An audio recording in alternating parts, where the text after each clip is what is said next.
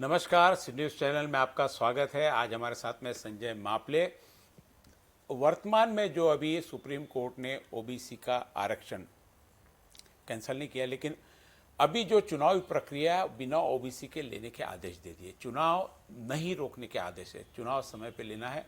और चूंकि महाराष्ट्र सरकार ने जो डाटा गवर्नमेंट के पास देना चाहिए, चुनाव आयोग के पास देना चाहिए था, वह नहीं दे पाई, इसलिए शायद कोर्ट ने ये ऑर्डर दिया, ऐसा मुझे लगता है। और इस आरक्षण न होने से ओबीसी समाज पर क्या फर्क पड़ सकता है, आने वाले समय में राजनीतिक में उनका क्या फर्क पड़ सकता है, दूसरी सुविधाओं में क्या फर्क पड़ सकता है, और क्यों ये आरक्षण जरूरी, इन सारी बातों पर आज हमारे साथ में संजय मापले हैं, जो ओबीसी के अध्यक्ष है। वो पूरी जानकारी देंगे कि इन चीज़ों से क्या फर्क है। संजय जी, आपका नमस्कार है। अभी कोर्ट ने जो चुनाव होने जा रहे हैं अभी ग्राम पंचायत और नगर परिषद के, उसमें कोर्ट ने यह कह दिया कि बिना ओबीसी आरक्षण के चुनाव समय पर ले लो, जो समय सीमा निर्धारित की गई।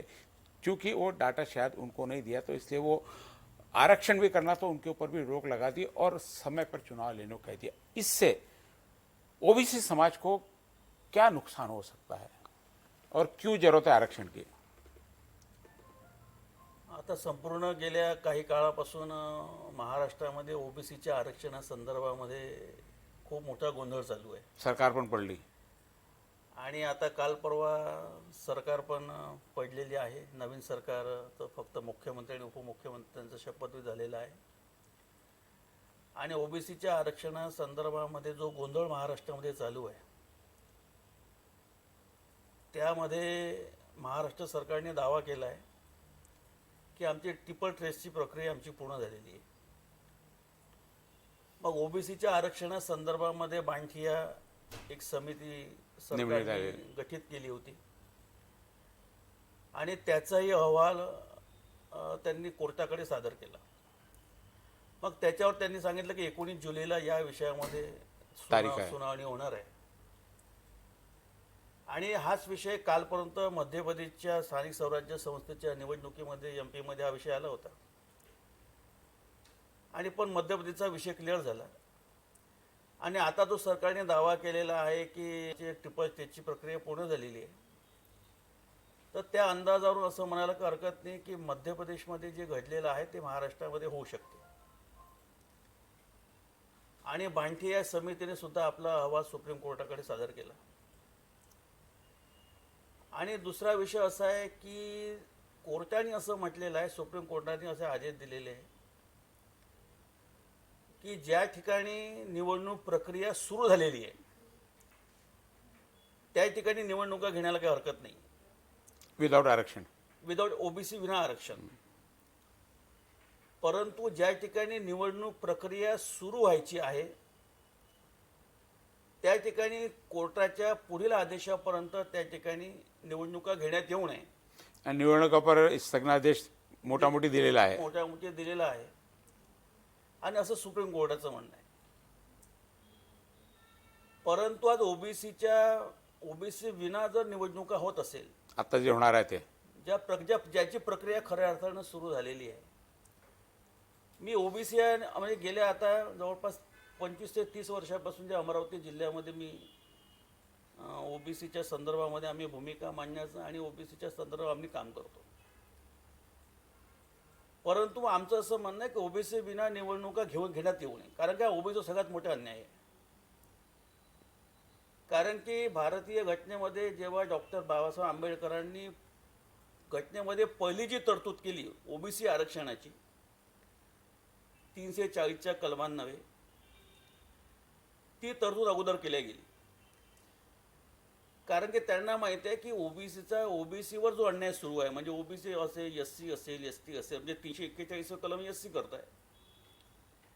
आणि ओबीसीचा जो प्रवर्ग आहे खऱ्या अर्थानं तेली, माळी, धनगर, कोळी, कासार, लोहार, चांभार, धोबी, सोनार, हा जो आपण 12 बलुतेदाराचा जो वर्ग म्हणतो, त्याच्यावर जो खरा अन्याय आहे, तो सामाजिक क्षेत्रामध्ये असेल, तो राजकीय क्षेत्रामध्ये असेल, तो शैक्षणिक क्षेत्रामध्ये असेल. आणि म्हणून जो हा अन्याय आहे किंवा हा जो प्रवर्ग आहे हा मुख्य प्रवाहापासून खूप लांब आहे. आणि म्हणून खऱ्या अर्थानं या समाजालाही, या प्रवर्गालाही खऱ्या अर्थानं मुख्य प्रवाहामध्ये आणलं गेलं पाहिजे. मग तो मुख्य प्रवाह शिक्षणाचा असेल, मुख्य प्रवाह तो राजकारणाचा असेल, मुख्य प्रवाह तो सामाजिक कारणाचा असेल, पण या प्रवाहामध्ये खऱ्या अर्थानं ओबीसी समाज आला पाहिजे. अशा अनुषंगाने 340चं कलम, घटनेच्या 340चं कलम ओबीसीच्या संदर्भामध्ये आणि ओबीसीच्या प्रगतीपथा करता जेव्हा केलं, पण आज भारताच्या स्वातंत्र्याच्या 75व्या वर्षाच्या वेळेस हा विषय आला. म्हणजे एकीकडे आपण भारताचा आता 75 रौप्य महोत्सव आपण साजरा करण्याचा हे करून आलेला आहे, आणि या देशामध्ये मोठी असर पाहिला जवळपास 52 ते 55% ओबीसी हा मोठा वर्ग म्हणजे देशामध्ये आणि महाराष्ट्रामध्ये सुद्धा मोठा वर्ग आहे. पण माझं व्यक्तिगत मत आहे की ज्या जो समाज असेल, म्हणजे तेली समाज असेल, माळी असेल, धनगर असेल, कोळी असेल, कासार असेल, लोहार असेल, चांभार असेल, सोनार असेल, काही समाजात सुद्धा 3, 4, 5, 10 लोक मोठे झाले म्हणून समाज मोठा होत नाही. आपण समाज कोणत्या घटनेने मोठा पाहतो की समाजाचा जो मोठा वर्ग आहे तो समाजाचा मोठा वर्ग खऱ्या अर्थानं मोठा झाला, प्रगल्भ झाला. तो राजकारणातला असेल, समाजकारणातला असेल, सामाजिक क्षेत्रातला असेल, तर एकंदरीत समाजाची प्रगती झाली असं आपण गृहीत धरतो. परंतु 2-4 समाजाचेच लोक जर पुढे गेले तर त्याच्यामुळे पूर्ण समाज पुढे गेला असं काही गृहीत धरता येणार नाही. आणि म्हणून आमची स्पष्ट भूमिका राहिलेली आहे की ओबीसी विना निवडणुका घेण्यात येऊ नये, आणि ओबीसी आरक्षण हे राजकारणामध्ये असेल, समाजकारणामध्ये असेल, शैक्षणिक क्षेत्रामध्ये असेल, ते मिळू शकलं पाहिजे, ते मिळालं पाहिजे. ही भूमिका आता मी 5-6 दिवसाअगोदर मुंबईला गेलो, या संदर्भात निवेदन सुद्धा दिलेलं आहे. आणि म्हणून ओबीसी विना निवडणुका होऊच नये. कारण की 1989ला जेव्हा भारताचे प्रधानमंत्री विश्वनाथ प्रताप सिंग होते तेव्हा मंडल आयोगाची स्थापना झाली, आणि मंडल जेव्हा झालं तेव्हा देशामध्ये पूर्ण अराजकता माजली होती. म्हणजे अनेक प्रकारचे आंदोलन झाले त्या प्रसंगामध्ये. परंतु जेव्हा मंडल आयोग लागू झाला तेव्हा 289 जाती ओबीसी मध्ये होत्या, 289. आणि आता जर आपण मागचं जर पाहिलं या मागल्या वर्षीपर्यंत तर जवळपास 442 जाती ओबीसी प्रवर्गामध्ये आल्या. आरक्षण तेवढंच आहे 27%. आज 27% सुद्धा आरक्षण बनता येणार नाही. कारण की गोपीनाथ मुंडे साहेब जेव्हा होते तेव्हा 2% आरक्षण ओबीसीतलं मायनस करून बंजारा समाजाला दिलं गेलं.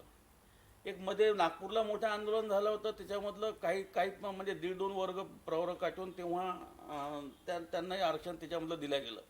म्हणजे जेव्हा इतर कोणाला आरक्षण देण्याचा प्रसंग आला तो ओबीसी में से जगह निकाल के दे, जैसे अल्पसंख्यक को भी है जो तो ओबीसी में से कुछ मेरे ख्याल से दिया हुआ उसमें. कोणाला आरक्षण देऊ नये आपलं मतच नाही आहे. माझं आपलं असं मत आहे, आमच्या संघटनेचं असं मत आहे की प्रत्येक समाज तो डेव्हलप झाला पाहिजे. जो मागासवर्गीय समाज आहे तो पुढे गेला पाहिजे, त्याला शासनामध्ये सवलती मिळाल्या पाहिजे, त्याला आरक्षण मिळालं पाहिजे, समाज कोणताही असो.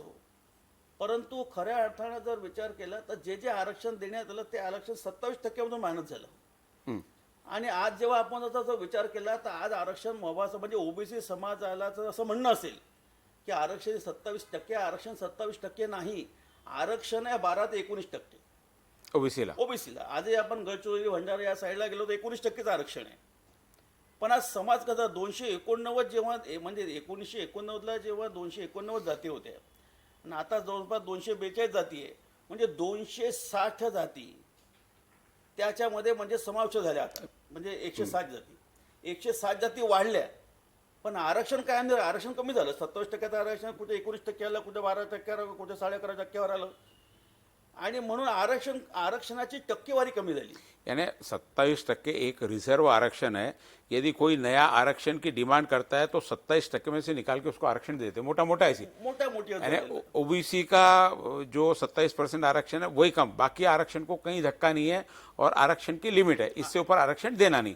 उससे 27% ओबीसी के हिस्से में आया हुआ 49.50 वर आरक्षण देण्यात येऊ नये.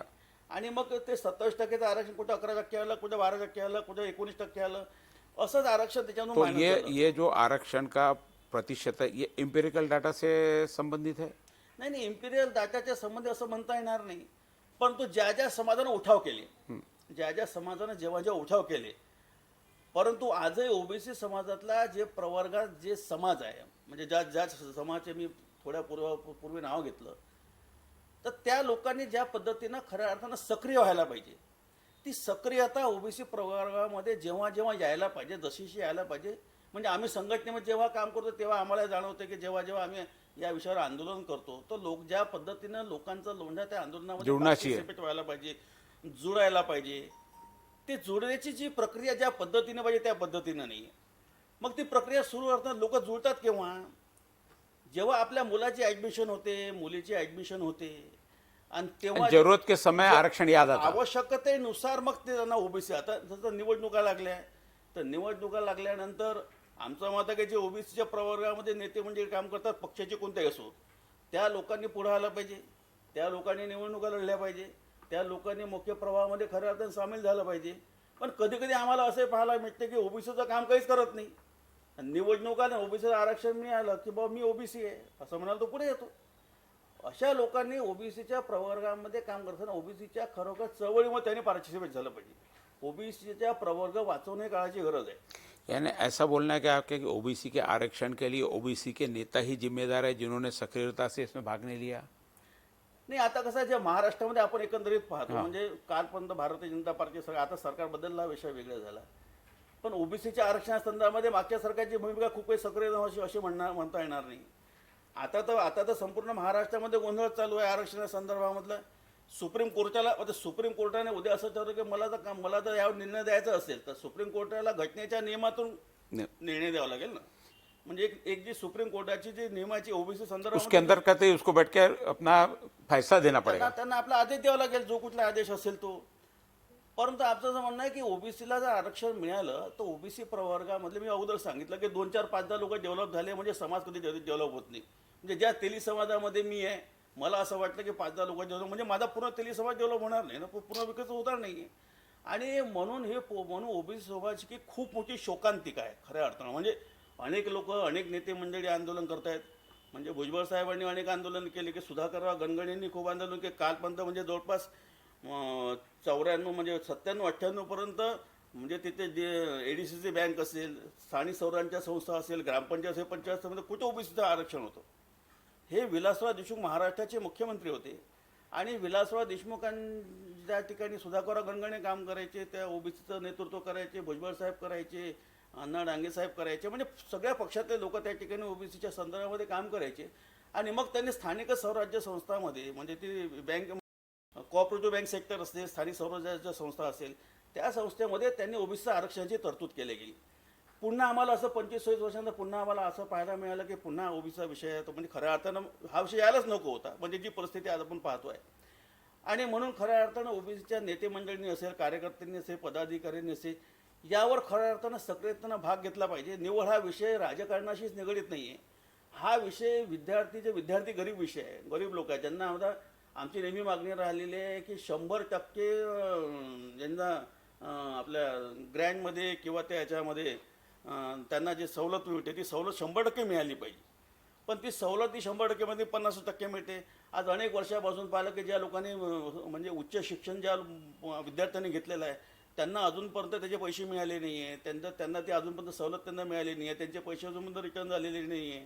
आणि म्हणून याचा जो मोठा प्रभाव आहे या प्रभाव जो पडतो तो शिक्षणावर सुद्धा प्रभाव पडतो, त्यांच्या नोकरीमध्ये सुद्धा प्रभाव पडतो. म्हणजे एवढं आरक्षण आहे आणि आरक्षणामध्ये आता खूप स्पर्धा लागलेली आहे आणि त्याच्यामध्ये जर त्या विद्यार्थ्याचं नुकसान होत असेल तर त्या विद्यार्थ्याचं नुकसान टाळण्याकरता त्या विद्यार्थ्यापुरता आपल्या त्या क्षेत्रामध्ये मोठा होण्याकरता ओबीसी आरक्षण ही काळाची गरज आहे आणि ओबीसी आरक्षण कायम राहिलं पाहिजे ही आमच्या संघटनेची प्रॉपर भूमिका राहिलेली आहे. नहीं, जैसे अभी बात अपनी राजनीतिक चल रही, बाकी जगह के आरक्षण पे तो कहीं फ़र्क है ही नहीं. बाकी जगह आरक्षण वो तो स्थायी है ही अभी, उसमें तो आरक्षण में कहीं नहीं है.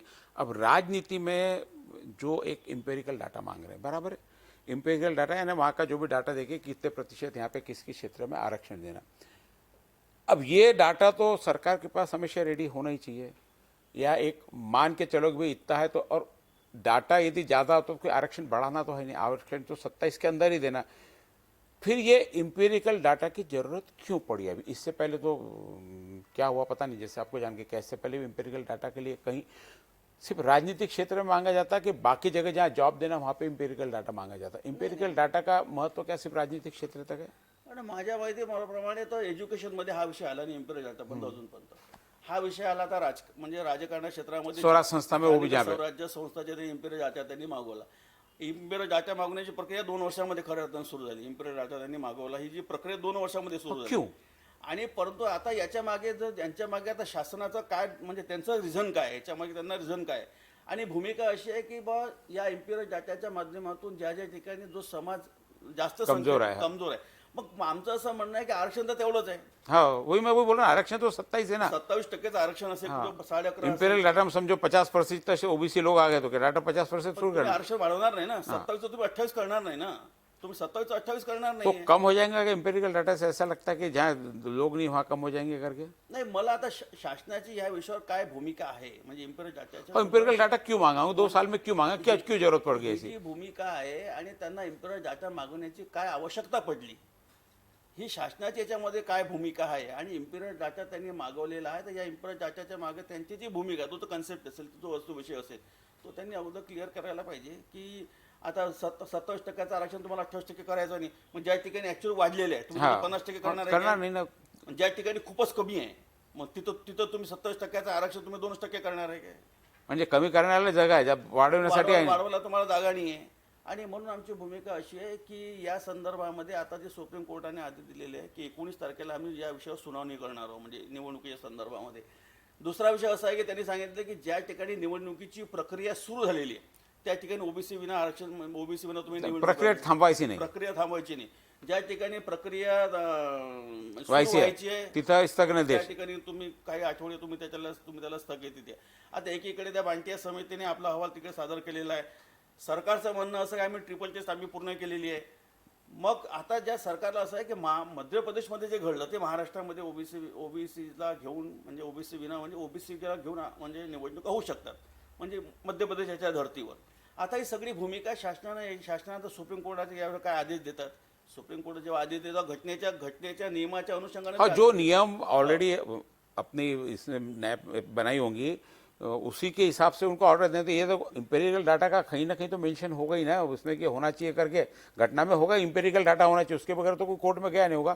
तो इसमें लापरवाही किसकी, सरकार की हुई, प्रशासन की हुई, चुनाव आयोग की हुई, या राजनीतिक महत्वाकांक्षा कम थी, क्यों हुआ ऐसा?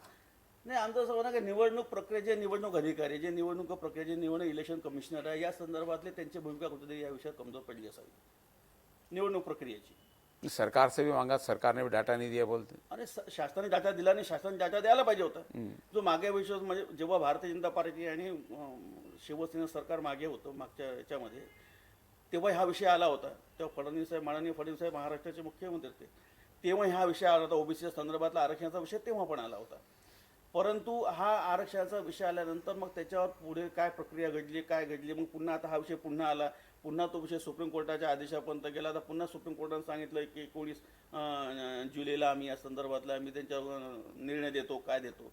पण या संदर्भामध्ये शासनाने एक चांगली योग्य भूमिका घ्यावी आणि ओबीसीला घेऊन आणि ओबीसीला आरक्षण देऊन स्थानिक स्वराज्य संस्थेच्या निवडणुका घ्याव्यात अशी आमची मागणी राहिली. राजनीति में समझो ओबीसी आरक्षण नहीं रहा, बाकी सब क्षेत्रों में तो ये जॉब में है, जिसमें क्या फर्क पड़ेगा आने वाले समय में? नाही, फरक म्हणजे कसं आहे की आता सगळेच लोक ओपन लढायला लागले. म्हणजे आता समजा आता जी आता अमरावती महानगरपालिकेकडे आपण जर गेलो तर अमरावती महानगरपालिकेमध्ये त्यांनी सांगितलं की सर्वसाधारण सीट आहे आणि मग सगळेच जर त्या ठिकाणी ओपनमध्ये लढायला लागले तर त्या ओबीसी प्रवर्गावर अन्यायच हा, कारण की ती घटनेमधली तरतूद आहे. ओबीसींना आरक्षण देण्यात यावं ही एक तरतूद घटनेमधली आहे आणि घटनेमध्ये तरतूद असल्यानंतर त्या ठिकाणी ओबीसीचा कॅन्डिडेट असेल तर त्याला सर्वसाधारण लढण्याची त्याची इच्छा नाही. त्याचं असं म्हणणं आहे की मी माझ्या प्रवर्गामध्ये लढलो पाहिजे, कारण का तो ओबीसी म्हणजे काय इतर मागासवर्गीय प्रवर्ग आणि त्याला अशी इच्छा आहे की ओबीसी प्रवर्गातून मी लढलं पाहिजे, त्याचं नुकसान होणं अपेक्षितच आहे. यानी ऐसा है कि ओपन रहने से प्रतिस्पर्धा ज़्यादा हो जाएगी, ओबीसी के जो उम्मीदवार है वो चुन कर नहीं आएंगे, क्योंकि ओपन में हुआ कंपटीशन ज़्यादा हो जाएगी, खर्चे ज़्यादा हो जाएगा, प्रचार ज़्यादा हो जाएगा, सारी चीज़ें दूसरी हो जाएगी और ओबीसी वर्ग इतना कर नहीं सकता. ये कहना है आपका?